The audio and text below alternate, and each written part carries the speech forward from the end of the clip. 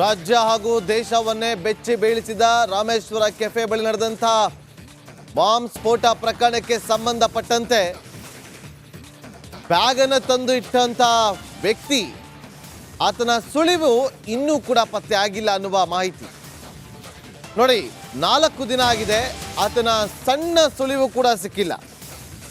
ಬೆಚ್ಚಿ ಬೀಳಿಸಿದ cafe blast ಪ್ರಕರಣಕ್ಕೆ ಸಂಬಂಧಪಟ್ಟಂತೆ ಕೆಫೆಗೆ ಬಾಂಬ್ ಇಟ್ಟಂತ ಬಾಂಬರ್ ಎಲ್ಲಿದ್ದಾನೆ?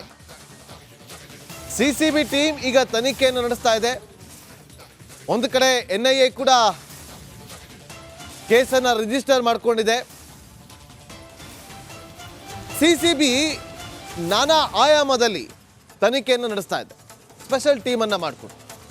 ನೋಡಿ, ಇಂಥ ಪ್ರಕರಣದಲ್ಲಿ ಕೇವಲ ಒಂದು ಆ್ಯಂಗಲ್ನಲ್ಲಿ ತನಿಖೆಯನ್ನು ಮಾಡೋದಕ್ಕಾಗೋದಿಲ್ಲ, ಬೇರೆ ಬೇರೆ ಆ್ಯಂಗಲ್ಗಳಲ್ಲಿ ತನಿಖೆಯನ್ನು ಮಾಡಬೇಕಾಗತ್ತೆ.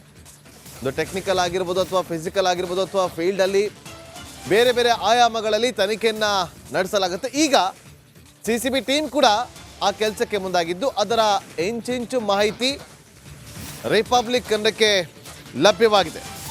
ರಿಪಬ್ಲಿಕ್ ಕನ್ನಡದ ಬಳಿ ಇದೆ ಎಕ್ಸ್ಕ್ಲೂಸಿವ್ ಡೀಟೇಲ್ಸ್. ಬಾಂಬರನ್ನು ಬಂಧನ ಮಾಡೋದೇ ಈಗ ಪೊಲೀಸರಿಗೆ ಸವಾಲಾಗಿದೆ.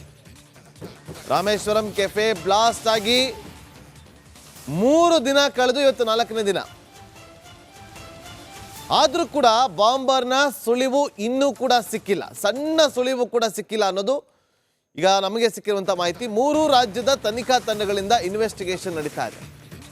3 ರಾಜ್ಯದ ತನಿಖಾ ತಂಡಗಳಿಂದ ಇನ್ವೆಸ್ಟಿಗೇಷನ್ ನಡೀತಾ ಇರುವಂಥದ್ದು.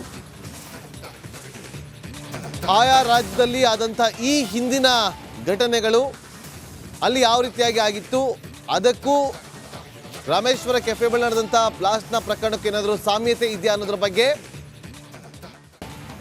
ತನಿಖೆ ನಡೀತಾ ಇದೆ.